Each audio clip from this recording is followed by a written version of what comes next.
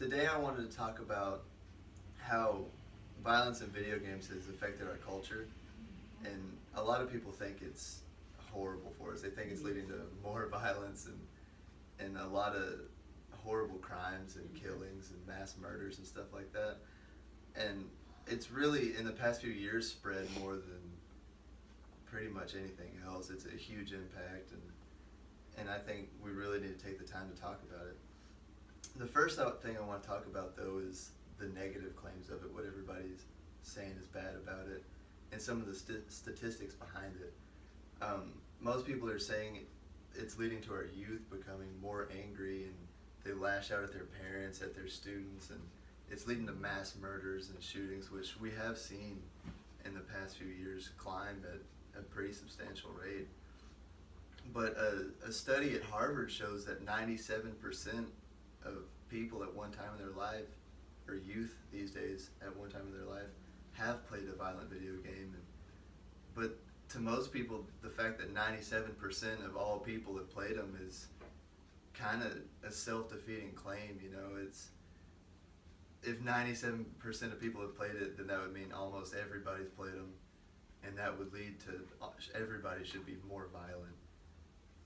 And there's an argument that would say that more people have.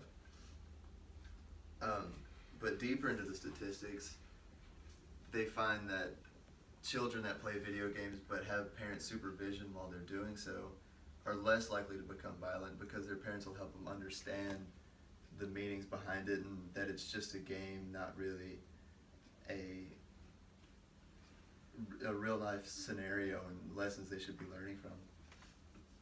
But the most important thing is that a lot of video games are more about the puzzles and the excitement behind them than the actual killing and stuff like that.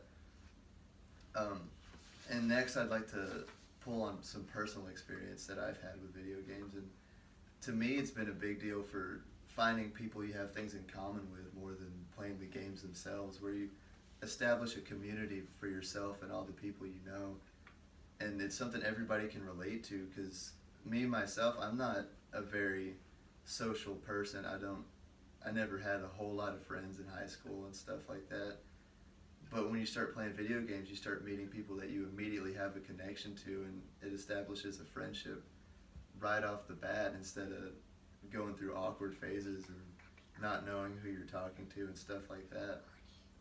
And I think it's been a very important part in a lot of people's lives. And me personally, and a lot of my friends that I've met while playing video games, they've never had a violent bone in their body. They've never hurt anybody. They've never insulted anybody, things like that.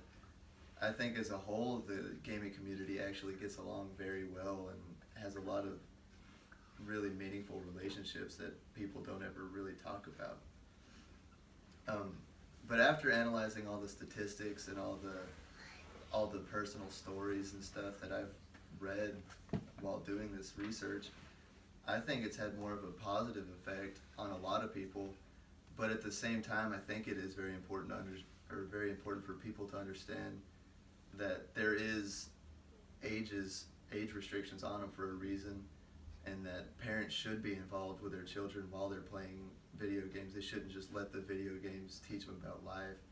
They should be involved and teach them that this isn't reality, this isn't what you should be trained on. And I think it's very important for everybody to just do more research on it and don't just immediately begin pushing the blame